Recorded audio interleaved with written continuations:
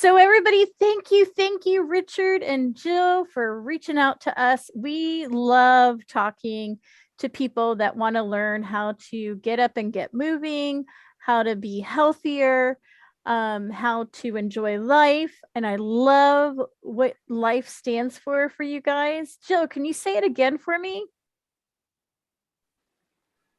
Living independently, freely, and empowered. I love that. I love that. So, Freeing. first, I'm going to introduce myself a little bit. I am Terry Suarez. I live in Claremont, Florida. I'm 20 minutes away from Walt Disney World, and from my home, I can actually hear the fireworks. At the age of 46, being in the healthcare field, I was fully sighted, never wore glasses, and I spontaneously had both retinas detached while I was working in a trauma center. I was delayed 72 hours to get to the retina specialist, and they were able to save um, my right eye. I lost my left eye retina completely. And out of my right eye, I have no peripheral, just central vision. So it's kind of looking through mm, smaller than a toilet paper and bigger than a straw, and it's I see blobs and I'm light sensitive. So I'm really blessed that I still have that. So September will be 4 years that I am dealing with my transition and pivot moment in my life. And I tell everybody my sight is limited, but I make it up in my vision.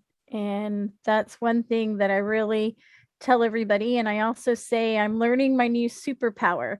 I'm also learning this new language that I think some of you guys might be learning. It's called Jaws. Being in Florida, I was super scared about it because, Jaws to me is a shark that bites your fingers versus a computer software that will help me interact with the computer. The reason why I am here talking to you today is for 30 years, I was I'm still am a licensed critical care respiratory therapist. And ironically, with the pandemic, everybody knows what a respiratory therapist does. But I was a neonate pediatric specialist. So I was the one that would help and go to deliveries and deliver the little ones that are premature and help with congenital heart defects. And I loved my profession. But the journey of my path was not to stay in there. Plans happened.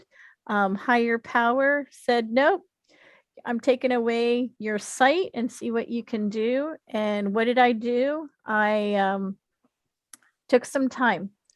Losing your sight, you've got some grievance to go through. And my point of my gem that I want to share with you guys is it is so important for your mind, body, and spirit to learn about self care. Most of us take care of others. I heard some husbands and wives, brothers and sisters. We have responsibilities, but if you don't take care of you, you're not going to have the energy and the cup full to be able to share with others. So that was very hard for me being a healthcare provider to take time. I actually took the whole month of July off, right, Darrow and Jay? Yep. And I think they were happy. No, I'm just teasing. But I needed to really take time to grieve. I really, and you guys will appreciate this. I used to have different mouses for my computer, airplanes and cars and all these different things that I enjoy doing because one of the things I enjoy is traveling. And that's how Richard and I met. And I literally had to grieve the loss of using a mouse because I can't see the cursor. And once I started understanding that my lack of sight is like having a superpower where I'm learning my taste is stronger, my hearing is stronger, my sense of smell is stronger. But it took me about 2 years to really understand that. And that's an opportunity of improvement that we have in the medical field. And when we go to the doctors and they start talking to us about what's going on with their sight, to say, you know, you need to get into counseling. I heard some of you guys talk about anxiety. Anxiety is, is that spider sense that you get. So it's important that before you numb that anxiety, you really ask yourself at least 3 times while you're taking nice big deep breaths. So let's everybody, being a respiratory therapist, we're going to learn how to breathe today. Are we ready? I know we've got some yoga folks here, so they'll be able to join us. I want you to take a deep breath in through your nose and blow out with your mouth open. Now I want you to put your hands on your belly, okay? Because I want you to feel you taking that real big deep breath. Are you ready? We're going to breathe in through our nose together. Ready? Deep breath in. Smell those flowers. Oh, they smell so good. And open your mouth. And we're going to blow out our birthday candles real loud. Ready? Okay.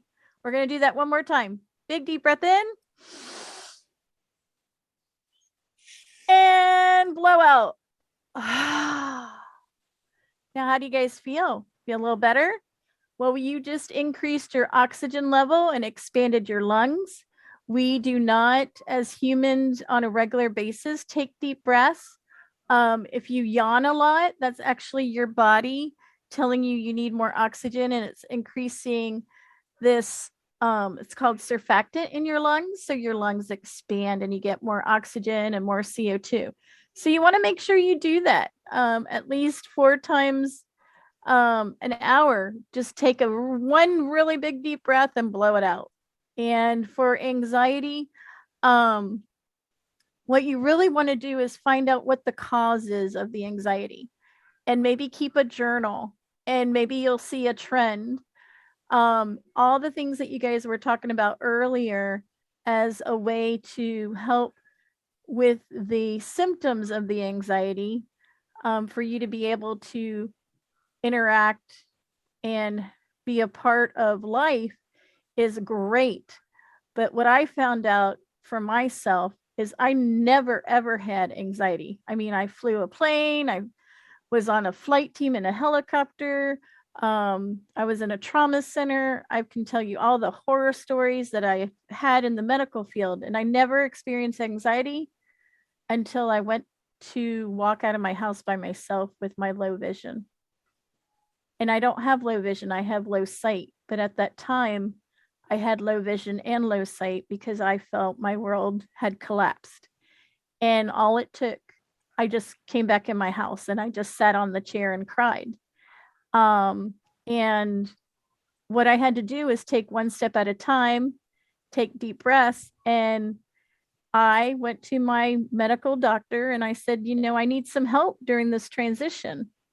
And I went on an antidepressant for a little bit, and it helped me figure out the grievance, the trauma, because changing your sight is a traumatic event. And my counselor actually is helping me deal with the PTSD, because mine was sudden, it wasn't gradual. And since we've been doing that through this July, it was such a relief to be able to work through this. So I'm just here to tell you, if you need someone to talk to that's 24 hours a day, there are lots of hotlines. And Jill, I'm going to email you all the hotlines that we talk about on our show. And some of you guys are probably like, what are they talking about a show? Well, American Council of the Blind has these community calls, which again, Jill, I'll send you the link.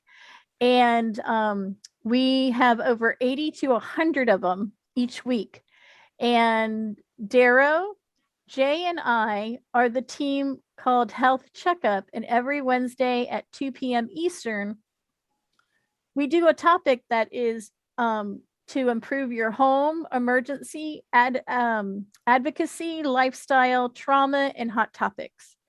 And so we are recorded. We are broadcasted on ACB Media And we're also available through the podcasting.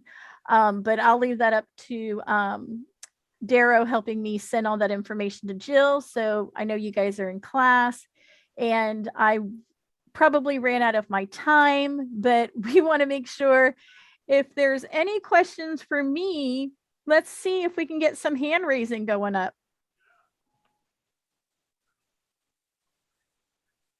Anybody have any questions for me? If Or do we do or hand just raising? go ahead or just sometimes we just let them go ahead and Oh, as long as okay. we don't step on everybody, Okay. that's fine. Yeah, Anybody have any yeah. questions for Terry? Yes. What's the difference between low vision, I think you said, and low sight? Okay, so in our world, low sight, is what your eyes do, but vision is what you envision your life. So just because your eyes don't work, that doesn't mean you don't envision or vision living your life to the fullest. We're not disabled. We're just learning how to do things a little different than what we used to or what we need to make things happen. So you have your sight as your functioning of your eyes, but your vision is what makes you get up every morning.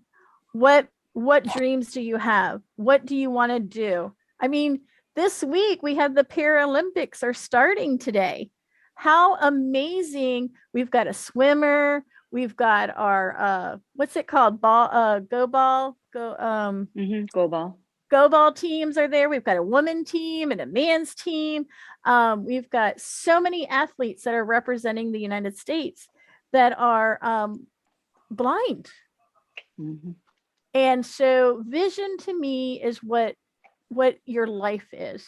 And just because you have either no sight, low sight, high sight, that's just how your eyes work. But in my heart, I've got so much vision to make up for my sight loss. So I it's absolutely love that. Yeah. So thank you for asking that question. Who was that? This is Norman. And then just to piggyback that, so how do you motivate? What is your, and you could say your passions or your hobbies, but what is a key that you would say to get you up in the morning, to get you to go beyond your vision? So what motivates me to get up and get moving and stay? Someone mentioned earlier is music. I always find a song that picks on my heart, and I post it on Facebook, and I meditate every morning. And I look at every day as a brand new day. I'm like a kid at Christmas. I'm like today, because like right now, this is Tuesday, August 23rd, 25th. It's the 24th. No, it's the 24th. Okay. So sorry, I've been on so many calls the last couple of days. It's Tuesday, August 24th, 2021. And do you realize that today will never, ever happen again in the history of time? So I am so excited that we've been asked to communicate and share an hour in your journey and in your day. But today will never, ever happen. So when I wake up in the morning, I forget what happened yesterday after midnight, and I wake up and I stretch and I lay in bed and say, what am I going to do today? And I always challenge myself to do 3 things every day and learn 3 things every day. And I've been doing that for over 40 years. I started that in high school. I mean, not even high school, middle school. I'm 49 now. Yeah.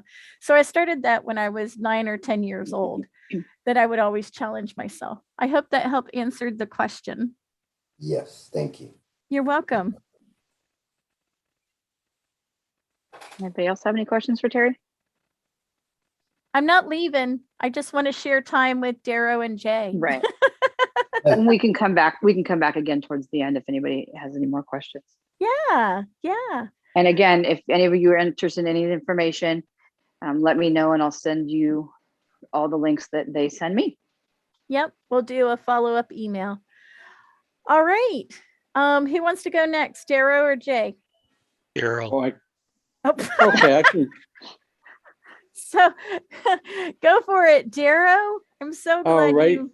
Yeah. Hello, everyone. This is Darrow. I live in Guilford, Connecticut. I'm currently on vacation in Lansing, Michigan, and I am legally blind, although I do have some sight left.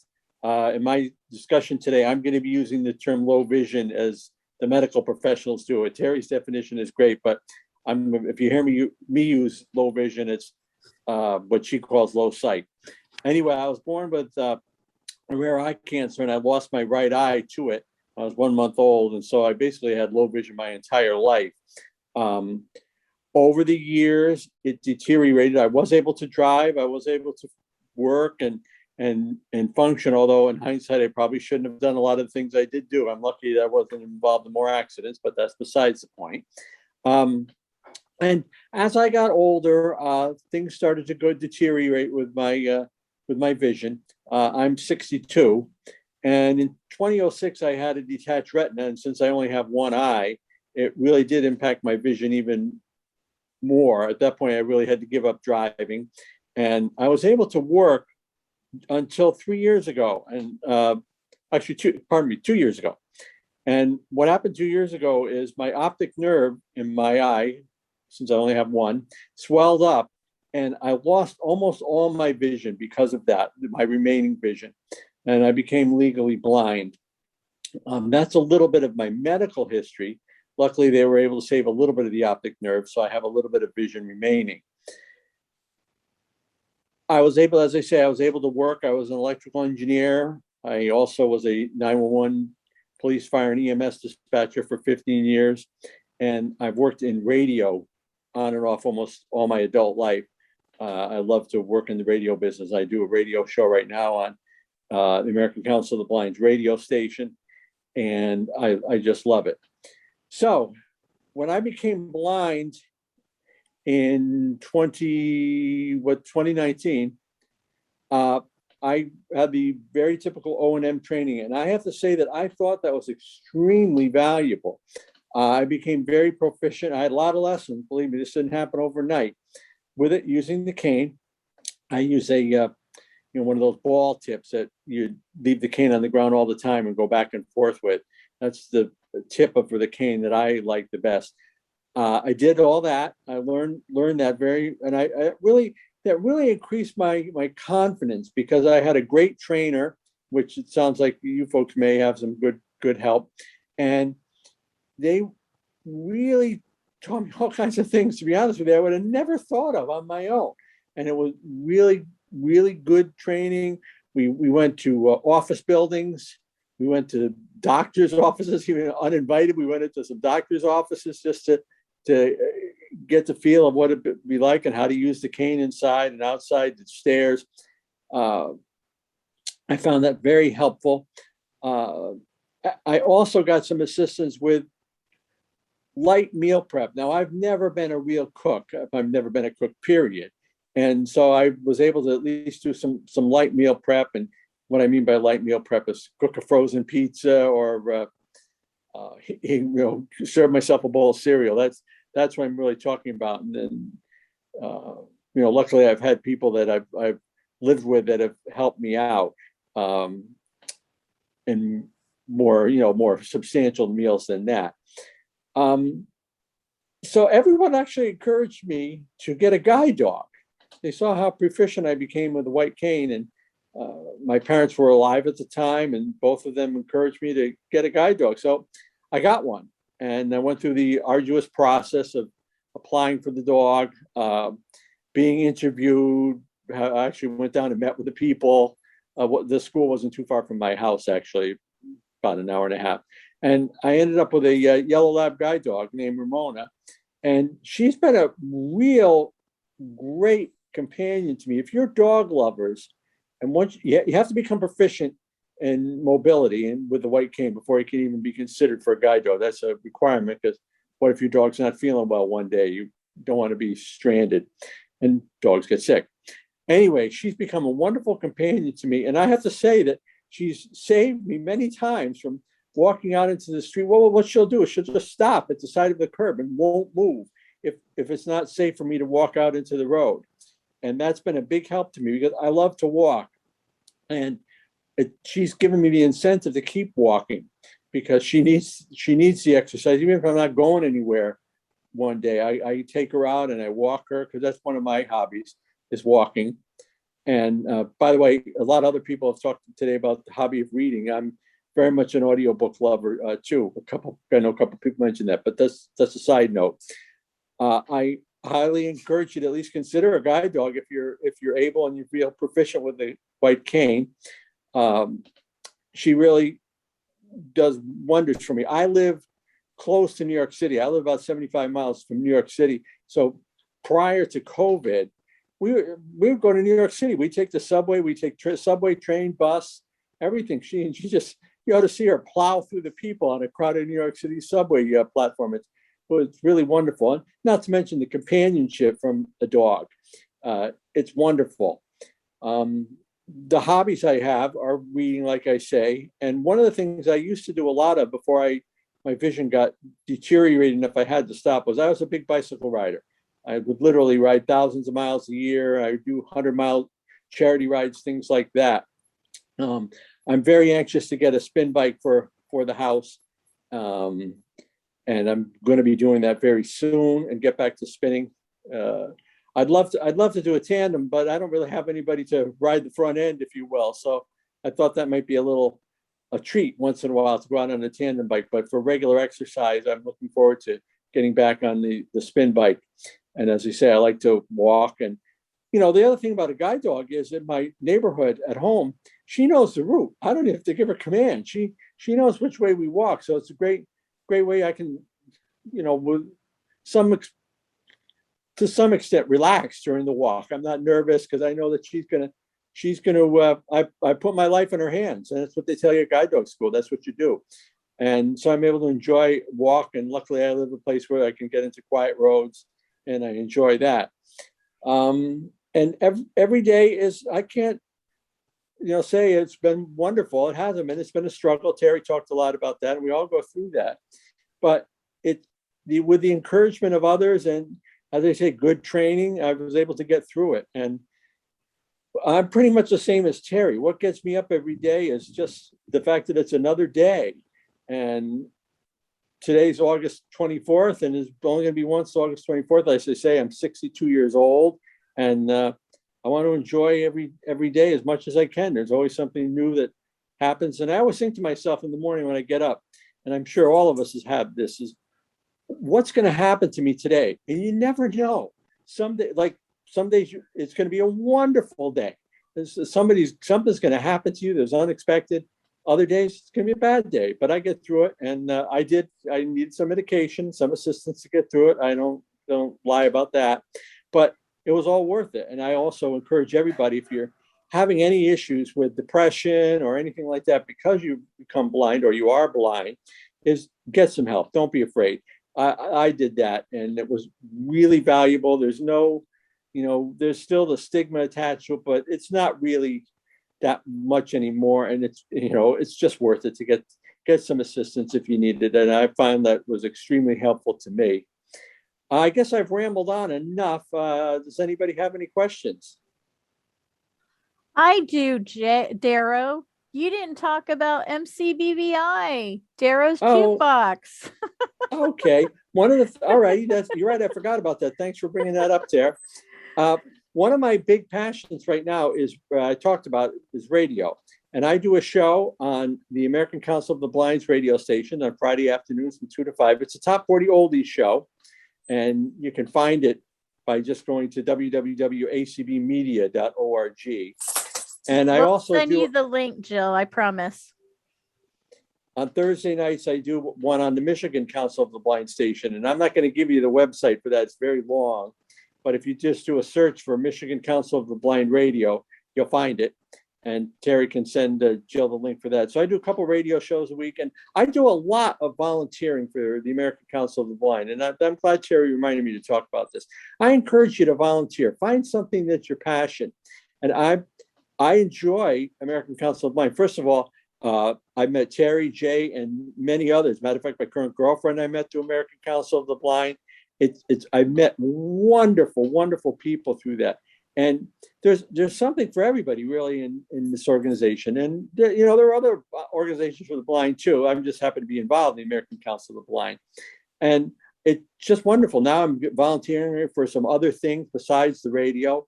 And it's wonderful. I encourage people to volunteer. It doesn't have to be for American Council of the Blind. If you're, Jay's probably going to talk a little bit about his volunteering over the years for the fire service. There's a lot of things. Obviously, you can't.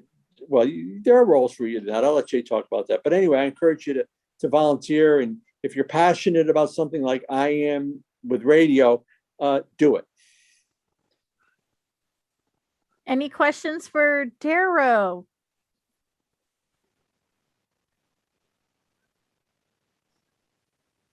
Nobody? Nobody. All right. Well, thank you, Darryl, for sharing. Yeah. Sure. Jay, I'm super excited for you to talk about Sunday and how you volunteered to get your registration paid for. Tell us about what you did on Sunday. Well, first tell about yourself. Sorry. Yeah. I lost my sight about 12 years ago. It's called Leber's hereditary optic neuropathy. Basically, I went from 20/20 to 0 within 3 months. And that was when I was about 47 years old. But prior to that, I used to work on the fire department. I was a firefighter paramedic. I was also a diver. I also worked in the hospital as an orderly. And I also, after that time period, I was also taking care of a medically fragile child. Whenever we would go to the hospital and, taking care of him and stuff, they would always have, he would have to be in the hospital. He'd always have to be in ICU. And his pulmonologist would always say, he's probably one of the worst case that we have, patients we have. And basically we would have an ICU unit in our home. He just recently passed away about a year ago, a little over a year now. And the health checkup team, when Terry started it, and when I saw it, I was like, this is something that I can get into because I can help other people out with my own knowledge that I have, that I can help other people, whether they're trying to go to the hospital, and I can talk to them about that, whether they're trying to do different things about our, on our show. We talked about balance. We've talked about sleeping, how to get a good night's sleep. We've talked about that, how to do CPR. We talk about a wide variety of different topics on our show. And that helps me because I like to investigate to make sure I'm giving you the right information. We all make sure, because there's always the latest things that are coming out and different things. So we want to make sure we're giving the right information for you to help you guys out. Just recently, I just did a 5K, my first 5K walk. And the way we help raise money to do this is we had our friends and different churches. They donated clothing, different materials, and they took it on consignment for how much it weighed for how much we got. And so by working that out, helped me to pay for going to these different things right here. You talked about going, walking is a great exercise. It's one of the cheapest exercises you can do. All I do is make sure you have, good shoes. You can go out there and hike. Walking, and making sure you have your cane or whatever material. Something else that you can think about when you're going for mobility is going to a movie. That's also mobility exercise. Because what's the best way to find a theater? Oh, I know. Okay, what is it? Smell of popcorn. Yes, it is. If you can smell the popcorn, you know right where a movie theater's at. And the other thing that you can practice doing when you're doing mobility, when you're at when you're going up to the snack bar, is you're in line. You put your the tip of your cane at the heel of the person in front of you, so that way you're not having to ask that person, "Are you moving up yet? Are you moving up yet?" This way you can just put the heel of that, just tell them that you're doing this, and this way you know right where the line is and if they moved up or not. I really appreciate you sharing that with us because my mobility instructor didn't teach me that. And I always feel so silly when I'm standing there and someone goes, "Move it." And they Most don't definitely. realize that I'm vision impaired. And the other thing about when you're at the movies is how they ask, when you ask where the theater is at, and they say, "Oh, it's to your right." Well, which right do you mean? Their right or your right? So you want to make sure you're pointing to your, which way. Do you mean this right or do you mean this right? You make sure, and then when they say, "Oh, that it's your left," they're right. So you want to make sure you're pointing to that direction, and they can, that way you can go out to that direction, in which theater room it is, and how, approximately how far it is. So this way you know where you're going to, and getting that in the right seat. And Jay, we cannot talk about the movies without talking about audio description. Oh, that's for sure. Yeah. So when you go to the movies, you want to make sure you go up to customer service and tell them that you need a device for audio description. And you might need to say it twice because they're used to others asking for closed captioning and all this, but it's the law now that they must do a special accommodations for you for audio description. And it's so wonderful. I went with a group of my friends to go see a movie, and they were, after the movie, they're like, "I was so lost." They were going through different times and stuff like that, but the audio description filled it all in. And I said, "That's my superpower working. I had audio description as a tool that you didn't have." And so I was able to explain to all my sighted friends what happened in the movie because they didn't understand. They got lost. But it's real easy. You just walk up. They normally take a driver's license or your credit card in exchange for the device and you put these headsets on and you go and experience the movie. And it's just great. It's just great because you get to go with your friends and still have dinner and a movie, or dinner and a coffee, or dinner and just dessert. So I'm going to ask a question. Oh, go ahead. You can ask I'm Jay. just wondering, so I know we have some students out there that, what do you say to those who are not comfortable asking for help or assistance? How would you approach that? Yeah, I think that's a great one for all three of us to ask. So for me, it was very tough to learn to ask for help because I was the one that everyone called for help. I was the healthcare provider. When I answered the phone, I'd be like, "Are we resuscitating or are we burying the body?" Just not sure. So I was there for everybody, but then I realized that I was limiting my life. There's nothing wrong with saying, "Can you please help me?" You don't have to share that what your vision is, what your sight is. It's can you help me? And I have found that a lot of people, I go up to customer service counters at Publix because they know if they don't come and help me, then I'll just make a mess on aisle 5 trying to find my couscous.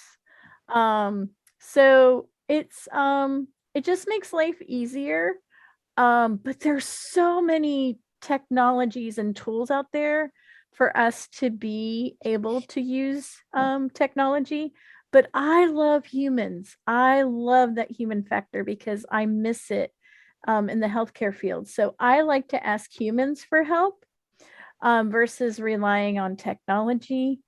But that's just me. And I don't take anything personal, because if I ask someone for help and they, they don't have time or they don't want to help, then I just move on to the next person. And then I go, hey, you're the one that's going to share this moment with me, and it's going to be a beautiful moment. So I have some stuff to say. Darrow. Yeah, Darrow, go ahead. Okay. I learned, I was kind of reluctant to ask for help also. But what really worked for me is a little different take than Terry, is people offering to help me. And that built up my confidence to not be afraid to ask people for help. And I'll give a couple of really good examples that I remember that really built up my confidence level to ask for help. As I was standing at the side of a road one time, and I wasn't really ready to cross. I have a little bit of vision, so I started getting my bearing. Some woman came up to me, grabbed my arm nicely, not anything mean or whatever, said, "Here, let me help you cross the street." And she did. And I explained to her, let me just hold your arm. And she was fine with it. And she guided me across the street. Another time, and this happened quite frequently, so it just built up my confidence not to be afraid, because people are willing to help. One time I was in everybody hears stories about New York City, specifically Manhattan, and I was in the Times Square subway station, which is one of the biggest. It literally goes blocks underground. It's a huge subway station. So I'm walking towards the subway to get a subway to Grand Central Station. Some guy from the Metropolitan Transit Authority comes up to me and says, "Let me help you to the train." And he was in charge of telling the trains when to go or whatever. And he held the train for me. And he asked people to get out of the way. And that when things like that happen, it really built up my confidence to not be afraid to ask for help. And so then I started to ask for help, and people were very, very very, very glad to help me. As a matter of fact, I can't think of an instance when I've ever asked for help that people have snapped at me or said no. Some people are more helpful than others, obviously. And sometimes if they don't know, they don't know. I'm sorry, I can't help you. But I have to say, I don't think I've ever had a bad experience asking for help. And every time that happens, it just built up my confidence. Jay? I have a question real quick though. Oh, go ahead. Does it help? Like, I'm the type of person that I'm too prideful, I guess. Like, I'm kind of like you, Terry, where I am usually the one that everybody asks for help. I also have a torn retina, and that happened last year, so I'm fairly new. I'm like super fresh, and so like I have a hard time accepting help. So this is what I have to say to you. It's called self-care.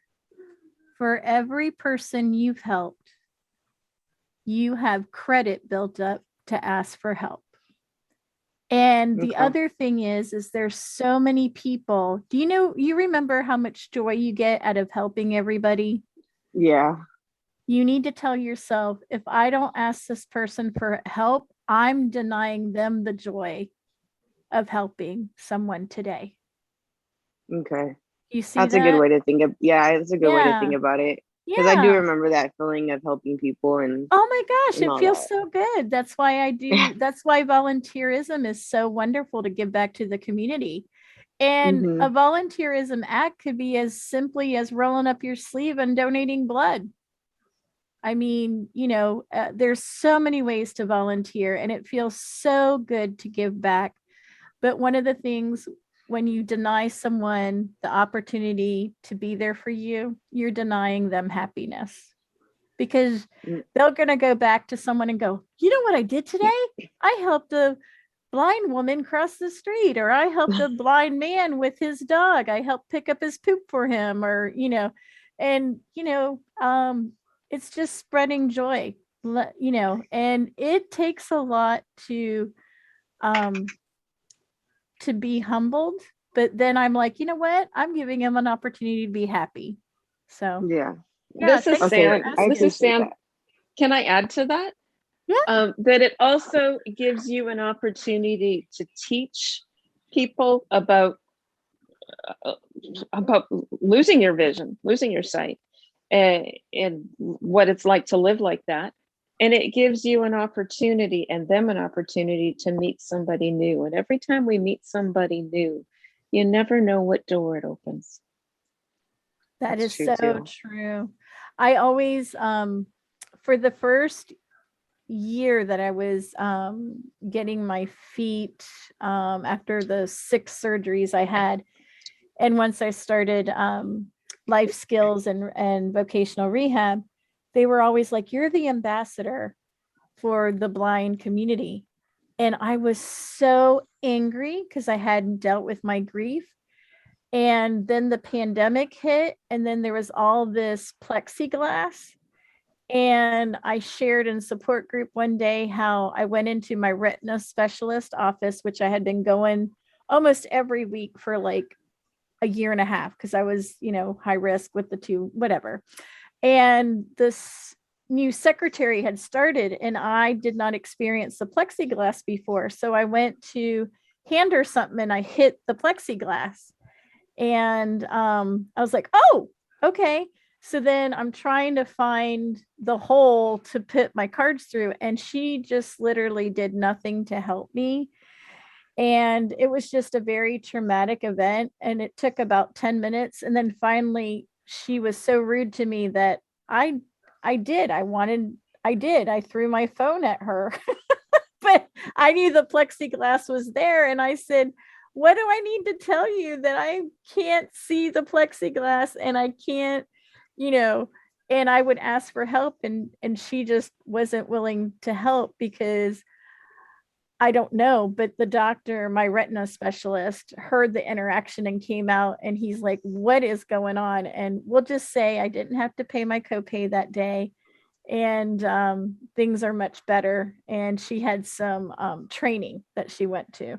But you'll find those people out there, but the majority are very willing to help. Very willing to help. Thank you. I appreciate that. Oh, you're so welcome. That's just like for me, when being on the fire department, we're willing to help, and one person told me, you did it for 19 years of helping everybody else out, take time to let them help you out every once in a while. And I thought about it, and I'm like, yeah, you're right, because sometimes we do need that little bit of help, straighten us out. Granted, sometimes we're just exploring, we call it, realistically, yeah, we're lost, but we're trying to find our way out, and having somebody just give us a little bit of helping hand is always nice. And as long as it's, correcting us, where we're, making sure where we're at. And so that way we can, get on our way, where we're at. Anybody have any questions for Jay? Yes. Can you hear me? Yes. Yes. Yes. 3 things. First of all, thank you for the plexiglass scenario, because that's a real thing. It is. When you go to get your debit card or hand your whatever you're at the convenience store and you don't know where the opening is, and if you don't open your mouth, if you get prideful, that can be a thing. So for Jay, first of all, I'm sorry for your loss of your son. This has to do with this.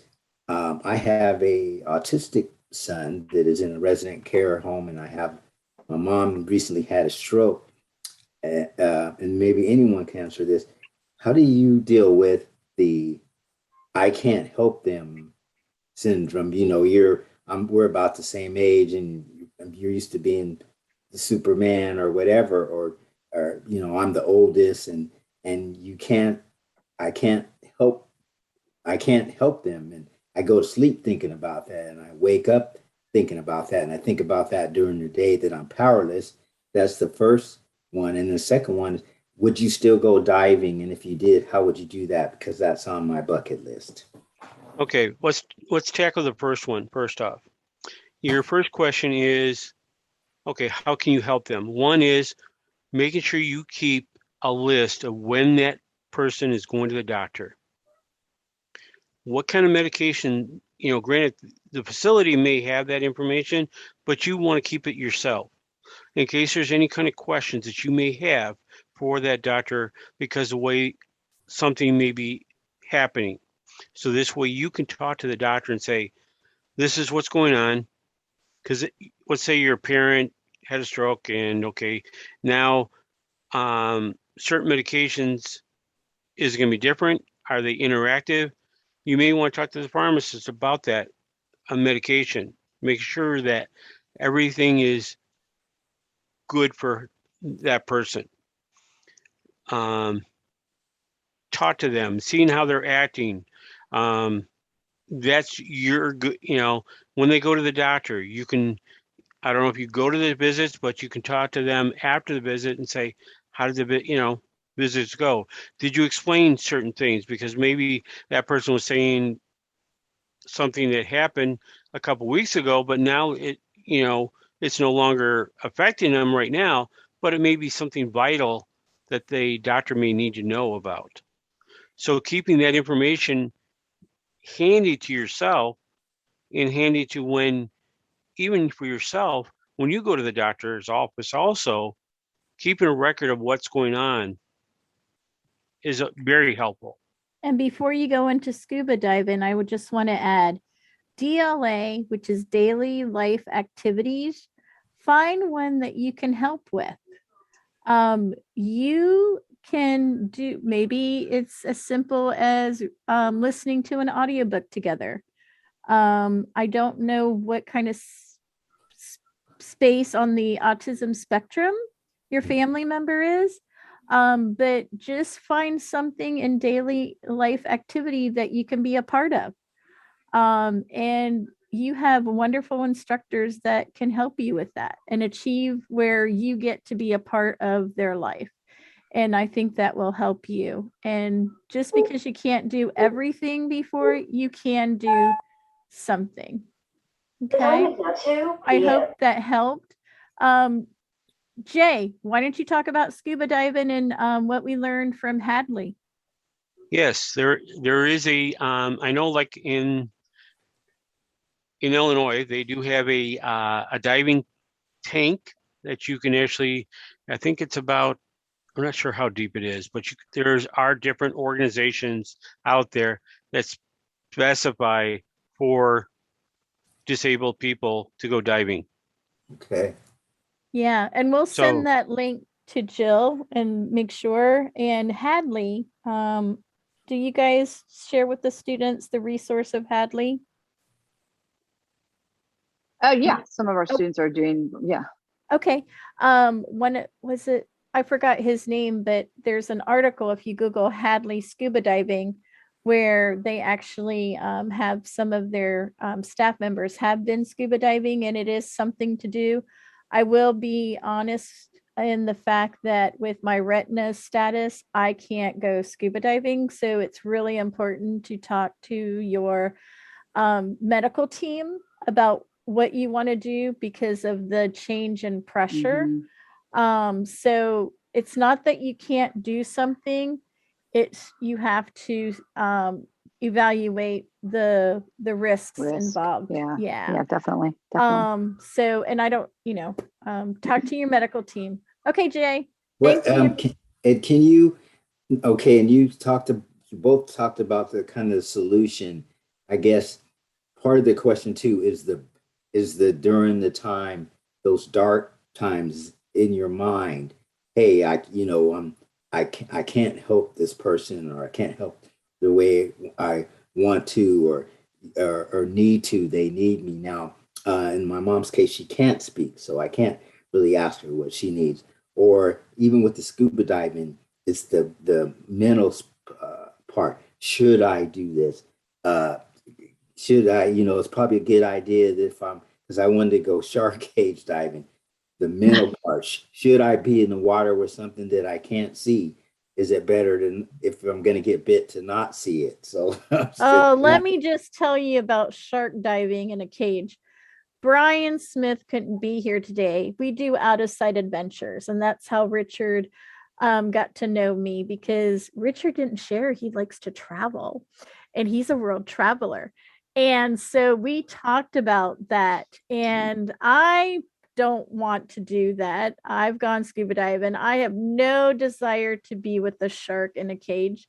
But my wingman, Brian Smith, does. And let me tell you, Brian has traveled 13 countries since he lost his sight.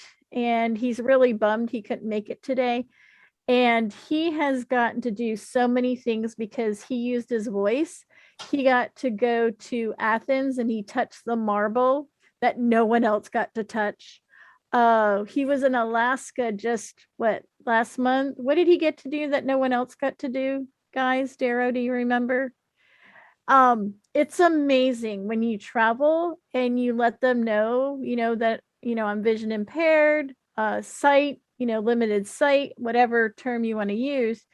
They will bend over backwards and allow you to do things and go beyond the I call it the red line, and he's gotten to touch so many different things. And Especially like if you go to like museums and they let, Yep. if you let them know. Yeah. And you just And it's call all ahead. because you asked.